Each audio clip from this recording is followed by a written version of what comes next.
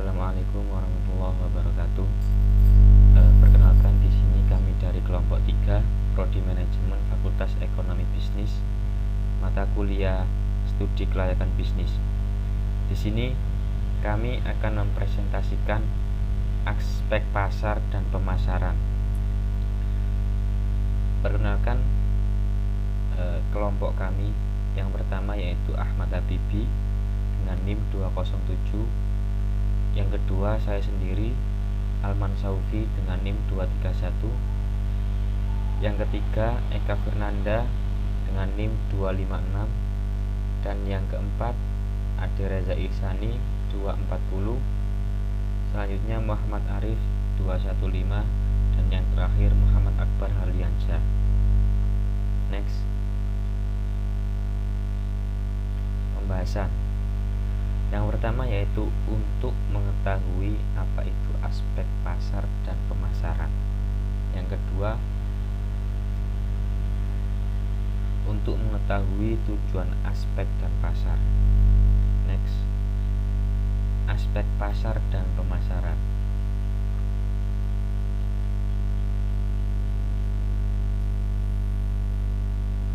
Tujuan aspek pasar dan pemasaran yaitu untuk menguji serta menilai sejauh mana pemasaran dari produk yang dihasilkan dapat mendukung pengembangan usaha atau proyek yang direncanakan. Aspek pasar dan pemasaran sangat penting untuk memulai bisnis karena sumber pendapatan utama perusahaan besar dari penjualan produk yang dihasilkan. Aspek pasar menunjukkan bahwa untuk memproduksi produk harus melihat potensi pasarnya terlebih dahulu. Pelaku usaha harus menerapkan konsep pemasaran, bukan konsep produk maupun konsep produksi. Selanjutnya akan dilanjutkan oleh teman kami. Selanjutnya yaitu tujuan. Analisis aspek pasar dilakukan untuk dinyatakan layak berdasarkan aspek pasar dan pemasaran. Jika ide bisnis tersebut dapat menghasilkan produk yang dapat diterima pasar atau dibutuhkan dan diinginkan oleh calon konsumen dengan tingkat penjualan yang menguntungkan, secara spesifik analisis aspek pasar dan pemasaran dalam studi kelayakan bertujuan untuk yang pertama yaitu menganalisis permintaan atas produk yang akan dihasilkan. Yang kedua, menganalisis penawaran produk sejenis. Yang ketiga, menganalisis ketersediaan rekanan atas pemasok faktor produksi yang dibutuhkan.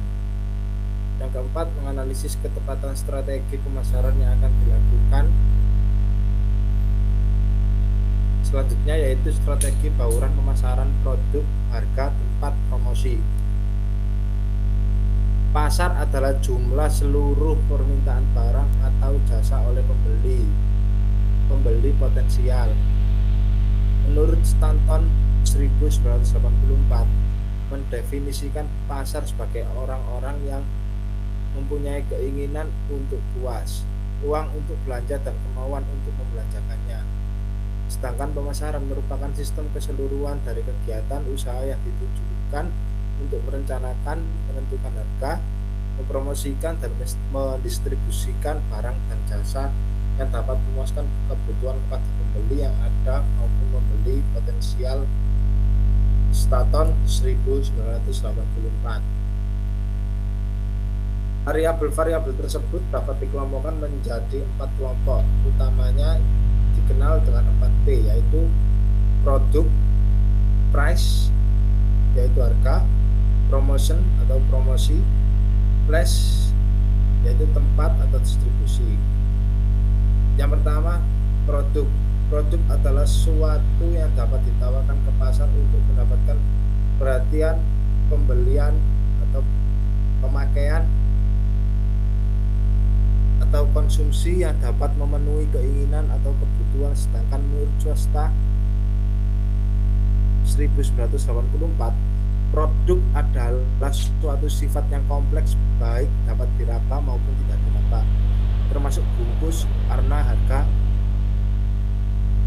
prestisi perusahaan pengecer, pelayanan perusahaan dan pengecer yang diterima pembeli untuk atau kebutuhannya. Yang kedua yaitu price atau harga. Harga adalah sejumlah uang dan atau barang yang dibutuhkan untuk mendapatkan kombinasi dari barang lain yang disertai dengan pemberian jasa. Penentuan tingkat harga sangat menentukan keberhasilan sebuah bisnis. Selanjutnya promosi akan dilanjutkan oleh rekan saya. Baik, saya akan melanjutkan presentasi dari teman saya, yaitu promotion atau promosi. Pengertian promosi menurut Stanton 1984 adalah kombinasi dari periklanan, personal selling, dan alat promosi lainnya yang direncanakan untuk mencapai tujuan program penjualan.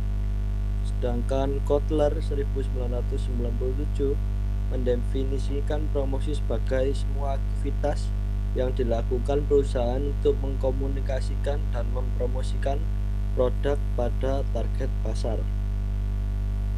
Place atau tempat atau distribusi. Distribusi merupakan semua kegiatan yang dilakukan perusahaan dengan tujuan membuat produk yang dibutuhkan dan diinginkan konsumen dapat dengan mudah diperoleh pada waktu dan tempat yang tepat. Sedangkan saluran distribusi merupakan saluran yang digunakan untuk menyalurkan barang dari produsen sampai ke tangan konsumen akhir. Beberapa saluran yang dapat digunakan untuk menyalurkan produk dari pihak produsen sampai ke tangan konsumen adalah sebagai berikut. Pedagang. Pedagang merupakan perantara yang memiliki hak penuh atas barang yang diperjualbelikan. Pedagang dikelompokkan menjadi dua, yaitu pedagang besar dan pengecer. Pedagang besar adalah pedagang yang membeli dan menjual kembali barang dagangannya kepada pengecer. Pedagang lain, pemakai industri, pemakai lembaga, dan pemakai komersial, serta tidak menjual dalam volume yang sama kepada pemakai akhir. Sedangkan pedagang kecil adalah pedagang yang menjual barang dagangannya kepada konsumen akhir untuk kepentingan pribadi atau non-bisnis. Next. Agen.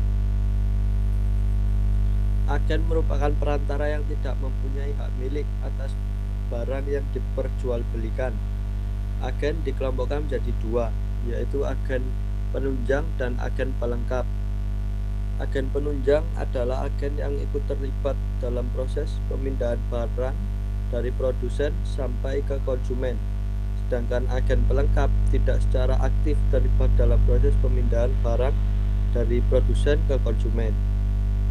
Saluran yang digunakan untuk menyalurkan produk dari produsen ke tangan konsumen dapat berupa saluran pendek dan saluran panjang, tergantung faktor pasar, barang, perusahaan, dan perantara. Selanjutnya akan dilanjutkan oleh teman saya. Strategi pemasaran, segmentation, targeting, differentiation, positioning. Strategi pemasaran adalah serangkaian tujuan dan sasaran, kebijakan, serta aturan yang memberi arah kepada usaha-usaha pemasaran dari waktu ke waktu pada masing-masing tingkatan beserta lokasinya. Kotler 1997 menyatakan bahwa strategi pemasaran modern secara umum terdiri dari 3 tahap, yaitu segmentasi pasar, segmenting, penetapan pasar, sasaran, targeting, dan penetapan posisi pasar, positioning. Setelah mengetahui segmentasi pasar, target pasar, dan posisi pasar, maka strategi power pemasaran marketing mix yang terdiri dari strategi produk, harga, penyaluran, atau distribusi dan promosi Asuari 1999. Selanjutnya, segmentasi pasar, segmenting. Segmentasi pasar merupakan kegiatan membagi-bagi pasar yang bersifat heterogen dari suatu produk ke dalam satuan pasar. segmen pasar yang bersifat homogen setelah 1984. Pasar suatu produk sangat beraneka ragam, baik dilihat dari sisi kebutuhan keinginan maupun dari daya beli. Segmentasi pasar bertujuan agar perusahaan lebih mudah dalam melayani berbagai kebutuhan dan keinginan pasar. Selanjutnya, penciptaan pasar sasaran targeting. Targeting adalah pemilihan pasar sasaran dari kumpulan pembeli dengan karakteristik serupa yang akan dilayani perusahaan. Pemilihan target pasar perlu mempertimbangkan hal-hal berikut. Sumber daya perusahaan yang kuat memungkinkan perusahaan untuk memilih strategi pembedaan maupun dengan strategi pembedaan. Selanjutnya, variabilitas produk pemasaran tanpa pembedaan cocok untuk produk yang standar seperti telur, gula pasir. Selanjutnya, tahapan produk dalam daur hidup produk pada tingkat kedewasaan. Dalam siklus hidup produk lebih cocok menggunakan strategi konsentrasi, yaitu memilih salah satu target pasar. Variabilitas pasar. Jika selera pasar cenderung homogen, maka strategi dan pembedaan akan lebih tepat. Selanjutnya, strategi bersaing. Jika bersaing menggunakan strategi tanpa pembedaan, maka perusahaan akan lebih dihargai jika menggunakan strategi dengan pembedaan. Selanjutnya akan dilanjutkan oleh saya. 3. Diferensiasi. Diferensiasi adalah tindakan merancang satu set perbedaan yang berarti untuk membedakan pemasaran perusahaan dan penawaran pesaing. Kotler 1997. Diferensi dapat dilakukan melalui 5 dimensi berikut. Yang pertama, diferensiasi produk. Membedakan produk utama berdasarkan keistimewaan, kinerja, kesesuaian, daya tahan, keandalan, kemudahan untuk diperbaiki, gaya, dan rancangan produk.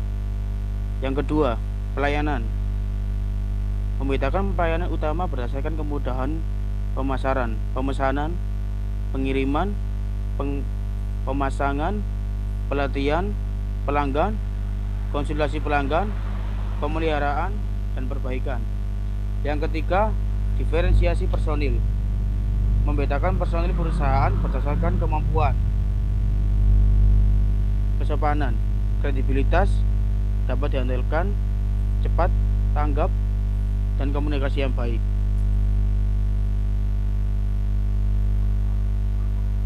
Yang keempat, penetapan posisi pasar, positioning. Positioning adalah tindakan merancang penawaran dan citra perusahaan sehingga menempati suatu posisi kompetitif yang berarti berada dalam benak pelanggan sasarannya. Cottrell 1997. Oleh karena itu, positioning merupakan faktor utama dalam meningkatkan kekuatan pasar perusahaan di suatu pasar tertentu dibandingkan dengan pesaing-pesaingnya. Positioning merupakan elemen yang sangat pertama dalam suatu strategi pemasaran. Sebuah perusahaan dapat menentukan posisinya melalui persepsi pelanggan terhadap produknya dan produk pesaingnya, sehingga akan dihasilkan peta persepsi. Dan menggunakan informasi dari peta persepsi itu, berbagai strategi penentuan posisi dapat dikenali. Yang pertama, positioning menurut atribut produk, yaitu usaha memosisikan diri menurut atribut produknya. Yang kedua, positioning menurut manfaat, yaitu usaha memosisikan produk sebagai pemimpin dalam suatu manfaat tertentu. Selanjutnya, yang ketiga, positioning menurut harga atau kualitas, yaitu usaha memposisikan produk sebagai nilai. Yang keempat, harga dan kualitas terbaik. Yang kelima, positioning merupakan penggunaan penerapan, yaitu usaha memposisikan suatu produk sebagai yang terbaik atau sejumlah penggunaan atau penerapan. Yang keenam, positioning merupakan memakai, yaitu usaha memposisikan produk sebagai yang terbaik. Yang ketujuh, untuk sejumlah kelompok memakai. Yang kedelapan, positioning menurut pesaing, yaitu memposisikan produk diri sebagai yang lebih baik dibandingkan pesaing utamanya. Positioning menurut kategori produk, yaitu usaha memposisikan produk sebagai pemimpin dalam suatu kategori produk.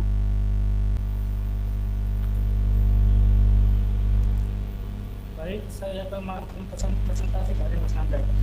Kesimpulan, keberhasilan perusahaan sangat ditentukan oleh besarnya permintaan dan penawaran produk yang dihasilkan.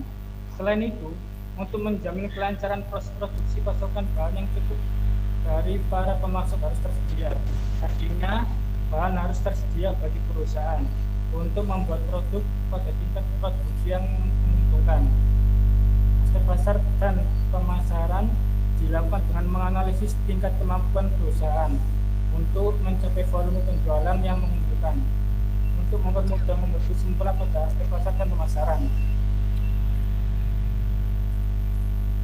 Sekian presentasi dari kelompok kami. Mohon maaf apabila ada salah kata dan ada yang kurang jelas bisa ditanyakan. Terima kasih. Wassalamualaikum warahmatullahi wabarakatuh. Waalaikumsalam warahmatullahi wabarakatuh. Waalaikumsalam warahmatullahi wabarakatuh.